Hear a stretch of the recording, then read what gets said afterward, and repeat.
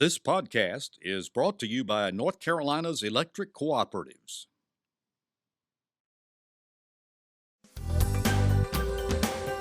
This is NC Spin, an unrehearsed discussion on issues of interest to North Carolinians.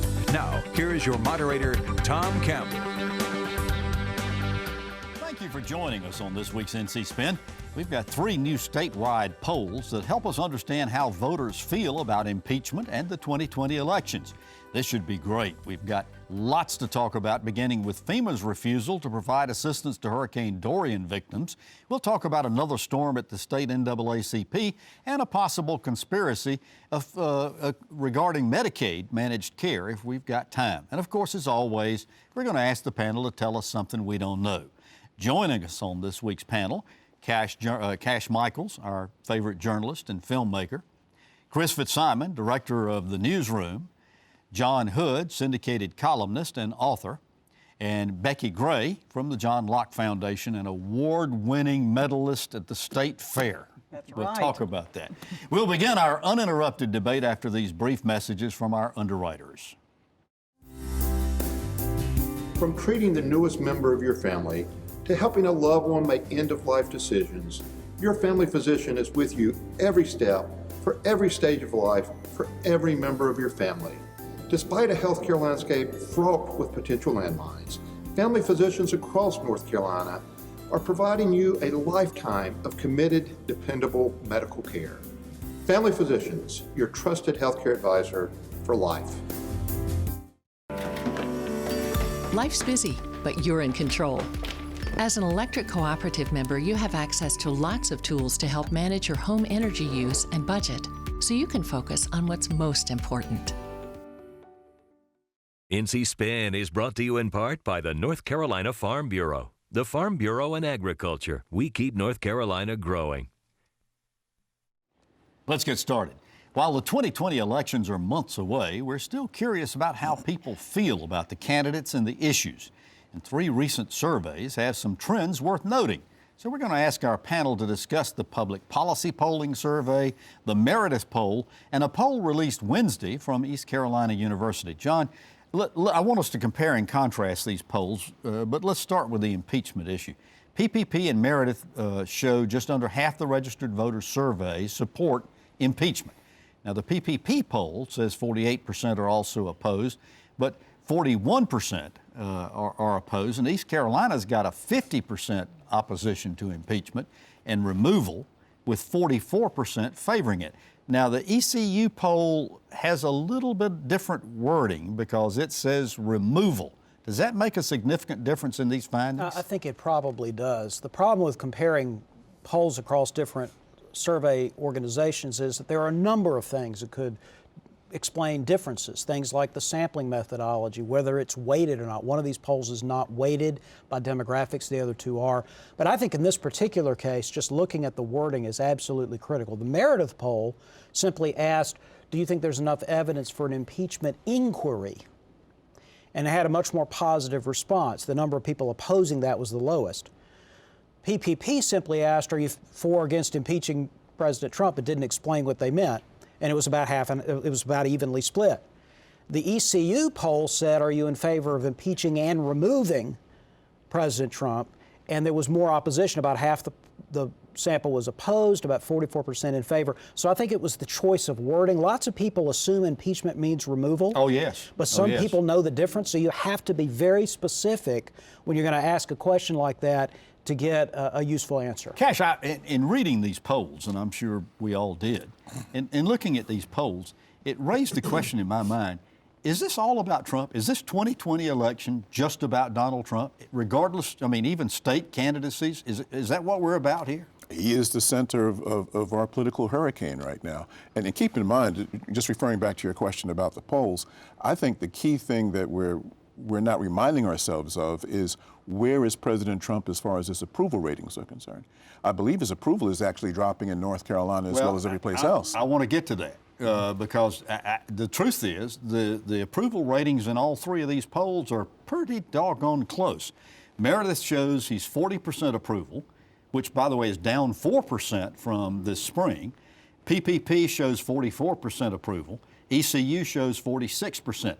Pretty much within the margin of error all the way around. What does that tell you, Becki? Well, that his approval ratings are down, but more significantly, it's where those have moved from. And what we're seeing is he is losing approval as we go through this. Now, some With of these the polls, GOP particularly. across the board, yeah. And so that's really what this is showing us. I mean, at least so far, some of the analysts have said what this indicates is that Republicans are moving away from Trump. If this trend continues, then that's going to have a real impact on how we're going to be looking at the election. It certainly could be. So they all looked at opposition, the Democrats that are running against them. And of course, you got a dozen of them out there. But in North Carolina at the time, these polls seemed to indicate that Biden and Warren stood the best chance of beating him at this moment in North Carolina. Biden particularly had a very strong support from African Americans, while Warren had very strong support with Caucasians. React to that. Well, I don't think it's surprising after serving with Barack Obama for 8 years. I think that African-American voters and a lot of progressive voters overall are used to Joe Biden. They're comfortable with him. But neither Biden nor Warren has spent very much time in North Carolina. They really haven't come here. We'll see if that changes as they come here. He's coming to Durham. He is coming to Durham. I wanted to get back sort of to the larger point. You're seeing nationally the shift that Becki mentioned even more dramatically, where people who support the impeachment inquiry, whichever question you ask, have shifted 5, 10, 15 points in some of these national polls. And remember, all these North Carolina polls were conducted before this past week, which might have been the most damaging week President Trump has had in his presidency. Imagine if you took that. It's like measuring the rainfall before the hurricane actually arrives. Right. We've only had a little bit of rain. It's like trying to herd Jell-O. Right. I mean, it's just a moving. The developments in Ukraine, which are stunning. The fact that they're going to have the G7 at his golf course, which is going to be the G8 if he gets his way with it. All right, but I'm just saying this. The trend is clear, and he's doing nothing to address it. In fact, he's accelerating it. Let's get away from Trump for a second, John. Thank you. Everybody out there saying, Tom Tillis is in trouble. The PPP poll shows only 22% approve of his being a senator, 44% disapprove. Only 40% of the GOP surveyed approved. Nobody measured his opposition to Garland Tucker in those polls. But they did look at which Democrats might run better against him, and it seemed that Erica Smith and Cal Cunningham were running pretty strongly against him at this moment. How serious is this problem for Tillis? He has been in threat for a competitive re-election ever since he was elected in 2014. He's always run close elections. Yeah, I mean, so it's no big surprise there. And in some ways, not exactly, but in some ways, this pattern is similar to Richard Burr's numbers, the various times he's gone into re-election bids. His approval ratings have been low, but his disapproval ratings weren't that high. It's just a lot of people didn't have a strong opinion. One way or the other. Now, in Tillis's case, I think it's a slight different story. For one thing, there is a Republican primary that is competitive. So that means that he's got to fight for his nomination, but assuming he wins it, keep in mind some of those Republicans who don't approve of him right now will then come on board after the primary. So we have to be careful not to draw too many conclusions. But I mean, he's definitely vulnerable, and I'm sure he's known that for years. Does his support of Donald Trump hurt him or help him? Well, he has thrown the chips all in. He's the one who said he trusted the president on the Syrian thing, on Richard Burr and Mitt Romney and a host of other Republicans. Mitch McConnell all spoke out against him. He has been one of Trump's strongest allies in the last 2 months, as Trump has had the worst 2 months of his presidency, and he continues to do that. He's gambling. I guess you have to, maybe, in his spot. He's gambling that Trump's going to somehow recover and is going to do well in North Carolina. When the polls show he's going the primary. Of course, Garland Tucker is running as an even larger supporter. That's right. I don't know the answer to that. I think that explains some of the strategy is to get through the primary. Yeah, no question about it. But that's going to haunt him, obviously, in the general election. One of the things, Cash, that I thought was interesting is, and Meredith really drilled down on this, there seems to be some real unrest in this state right this minute. They were asking, are you satisfied the direction the country is taking? Are you satisfied the direction the state is taking?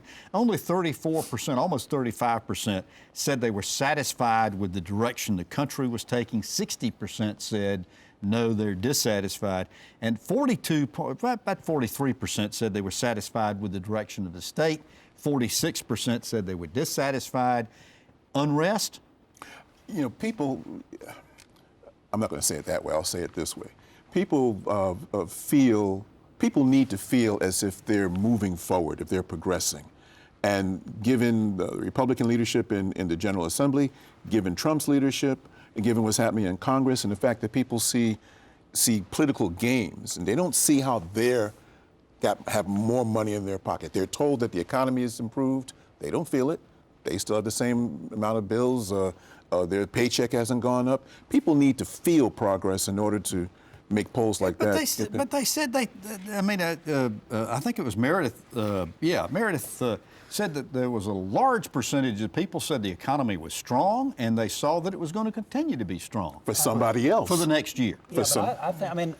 Cash, I don't disagree. There are people who process the information that way, but I frankly think even people who feel fairly good about their own personal circumstances don't feel good about the country. I mean, there is a sense of things being askew, of constant warfare.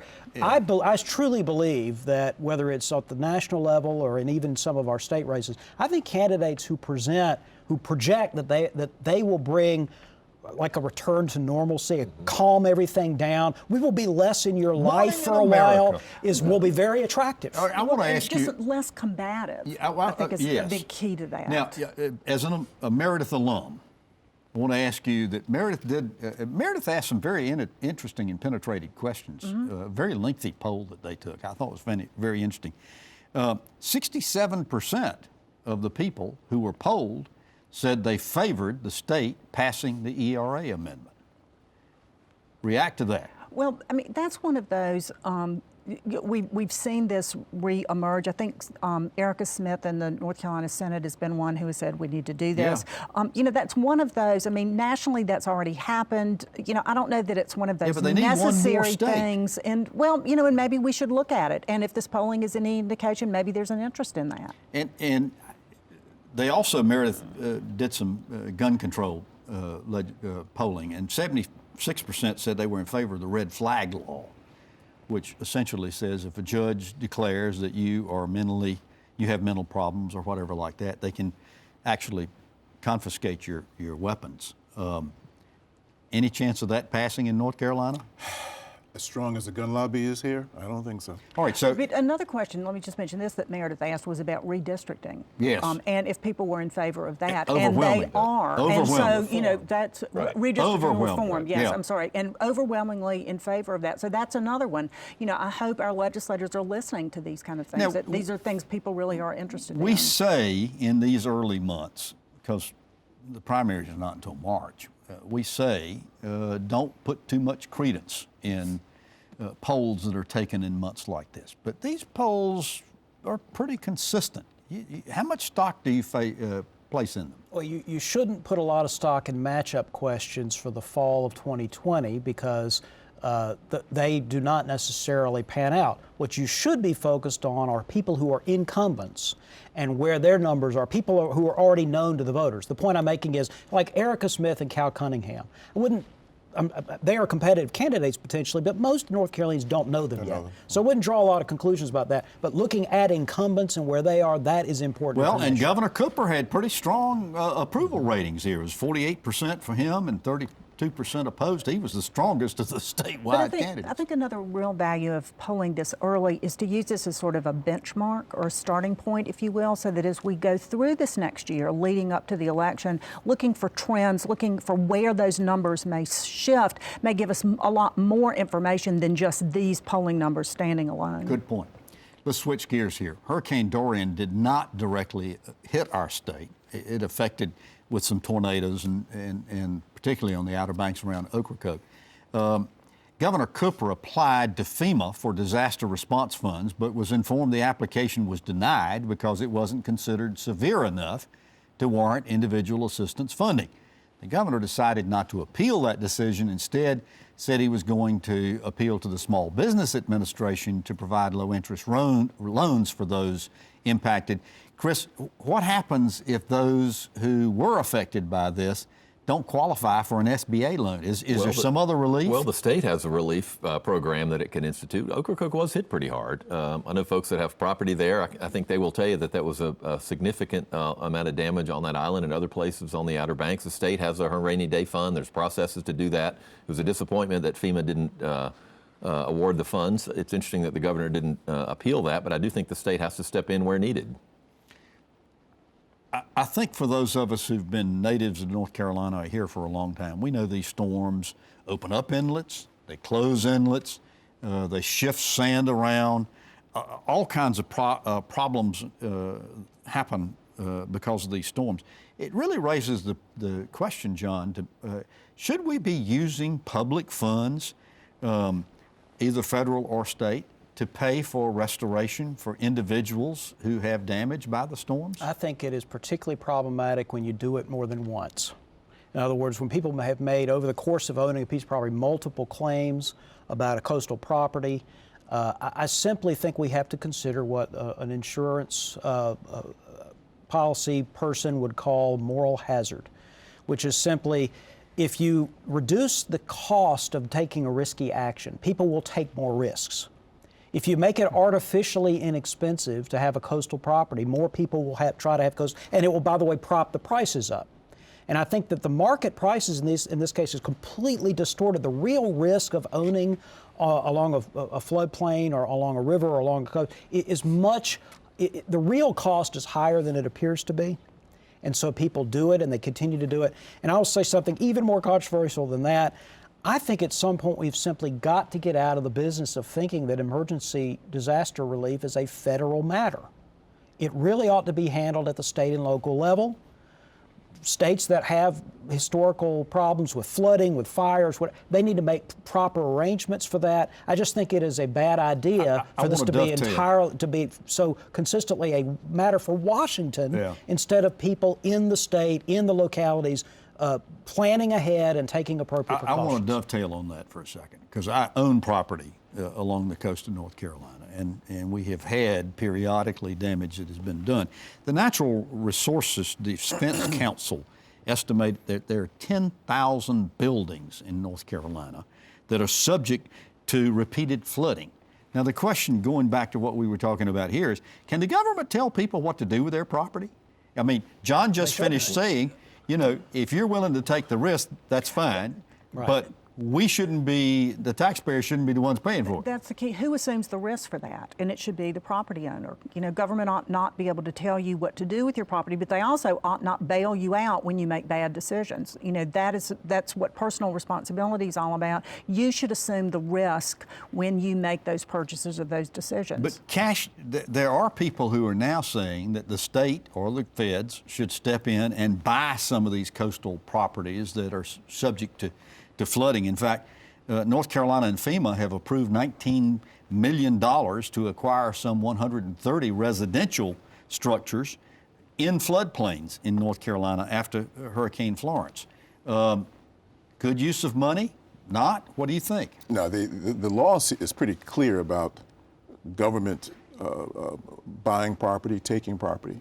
Public use must be involved in those decisions. Well, they're going to restore it to its natural condition and have it available for public use, as I understand it. Mm-hmm. Well, if that's a plan, and if it's a plan that the people approve of, well, then so be it. Well, they obviously are, because we're spending money doing this. Well, part of the argument for that is that it would be cheaper for the taxpayer. Right. I mean, essentially, if you're repeatedly making insurance, it would be safer and cheaper for the government on behalf of the taxpayers simply purchase these properties, not to sell them to somebody else and start this all over again, but to convert them to some other use so that in the long run the taxpayers save money. Chris, doesn't this really beg the question about building in coastal areas and resort areas, and that there is a need for us to have better zoning and building codes and right, and federal insurance, which has long subsidized these things, and instead of moving them back a couple rows, there's a whole argument about. But fundamentally, and I don't hold this view, but lawmakers who represent coastal areas, people at the Chamber of Commerce in coastal areas will tell you that there's a massive economic benefit to having a thriving Outer Banks tourist season for North Carolina, and it is a benefit. Well, it's not only that, but our coastal communities tax and receive a good portion of their tax revenues from these waterfront properties and so forth. Right, and that's my point. I mean, there is an economic impact, but it's fool's gold, as Orrin Pilkey and a lot of other people will tell you. If you continue to build houses on sand that's disappearing, the houses are going to go into the ocean. All right. Speaking of storms, there's one been brewing within the state NAACP. Reverend Curtis Gatewood was running to become state president. A woman came forward to accuse Gatewood of sexual harassment in 2017. The NAACP suspended his membership and has delayed the election. Cash, boy, you wrote an interesting piece on this. This is an interesting story. Tell us where things now stand. Well, as this show airs this weekend, the National NAACP Board of Directors is meeting in Atlantic City, New Jersey. It's a normally scheduled meeting, and one of the things on their agenda will be what happens with the issue of revoking Curtis Gatewood's membership. He has appealed a suspension that was put down on him just prior to the NAACP convention, where they were going to have elections for state officers, including the president. So right now we are waiting to hear from the board of directors of the NAACP as to what the next stop But we got some really interesting stuff that's taking place inside this, because Gatewood has been attacked, he thinks. He's turned around, and his Alamance County chapter of the NAACP is now accusing Anthony Spearman, who is the president, of financial mismanagement. So we got inside the NAACP, we got all this sort of civil war taking place in here. Politics everywhere, right, Cash? I mean, Well, you know, but another piece of this too is there's been some concern from the women who have brought forth these allegations that the organization itself has not taken it seriously, that they have not reacted quickly enough. Yeah, right. the state NAACP moved quickly to remove him from employment. However, they were powerless about his membership. Now, my understanding is Spearman is still president. Are they going to have an election this year? They had their convention in Winston-Salem last week. Right. The national office has now assigned a monitor to the state conference. So who knows when and where? Well, and yes, and the issue then becomes, and the national president told all the delegates at the convention, don't go out talking about this. Right. They didn't want to provide more fodder for right-wing political commentators and so forth that didn't approve of the NAACP. I don't blame them. Interesting. Well, it kind of sounds like... I will not take that personally. Well, I'll tell you what we can take personally. We're going to take personally getting the panel to tell us something we don't know. Cash Michaels, I'm going to start with you today. Happy birthday to Mary E. Perry. She is 90 years old this week. She holds the distinction of being an honoree of not one but two orders of the longleaf pine. She has personally registered over 10,000 voters in this state. She is the longest serving NAACP chapter president in state history at 41 years. And she has worn more than 350 And you just hats. produced a film that is going to be shown about her. So happy birthday, Mary E. Perry. Chris Fitzsimon, tell us something we don't know. Interesting that Representative Craig Horn, a Republican state legislator who's active in education, is considering running for state superintendent. That's not the part I found interesting. The part I found interesting is there is an incumbent Republican in that job, which I think leads more speculation that Mark Johnson, the embattled superintendent, who we talked a lot about last week, is moving on and may run for lieutenant governor. It's hard to imagine a sitting Republican running against him in the primary. And some of us know that because we've been on panels with him. He's a Churchill scholar. That's right. Yes. A Winston Churchill scholar. John Hood, tell us something we don't know. Well, I have an update to a story we've been following at NC Spin Closely. for weeks, if not months, which is that Bigfoot has been found. Good. The 6-foot statue that was stolen from a Western North Carolina business has been recovered in mysterious circumstances in the woods. It is now under the close supervision of the Avery County Sheriff's Office, so everyone in Avery County and beyond should feel very safe. Becki, tell us something we don't know. And we certainly do. As the General Assembly is winding up their work for this long session, sure? we're hoping. Yes, it seems to be moving that way. Senator Berger has said October 31st. But there's still some issues to be dealt with. One of them is redistricting reform. There have been 7 bills that have been filed this session. 4 of them have only Democrat sponsors. 3 have bipartisan sponsorship. Those 3 should certainly be considered before this General Assembly finishes their work. And you think they will? I hope so. And some of the polling, as we mentioned earlier in the show. John said it the first week they went into session that this was going to be the year. We're not supposed to remember predictions on this program. I have one. I want to remind you again that October 30th is Rufus Edmiston's Super Kids fundraiser at the State Farmers Market in Raleigh from 6 to 9 p.m. Funds go toward helping provide college educations for children who could not otherwise go. If you're interested to contribute or interested in attending, get in touch with Rufus at rufusedmiston.com. Fairly interesting to do. A lot of the NC Spin panelists show up every year, and we always enjoy meeting you and talking to you. Well, you've heard our spin on the issues of the day. To stay informed all during the week, sign up for our free weekly email newsletter, give your feedback, and read my weekly column. Be sure to visit our website, ncspin.com, or catch NC Spin on Facebook. And while there, be sure to subscribe to our podcast and also to our YouTube channel.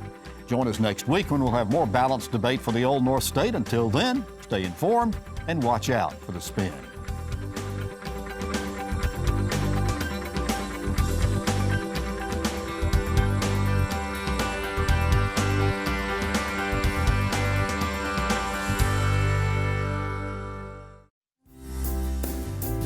From treating the newest member of your family to helping a loved one make end-of-life decisions, your family physician is with you every step, for every stage of life, for every member of your family. Despite a healthcare landscape fraught with potential landmines, family physicians across North Carolina are providing you a lifetime of committed, dependable medical care. Family Physicians, your trusted healthcare advisor for life. Life's busy, but you're in control. As an electric cooperative member, you have access to lots of tools to help manage your home energy use and budget, so you can focus on what's most important. NC Spin is brought to you in part by the North Carolina Farm Bureau. The Farm Bureau and Agriculture. We keep North Carolina growing.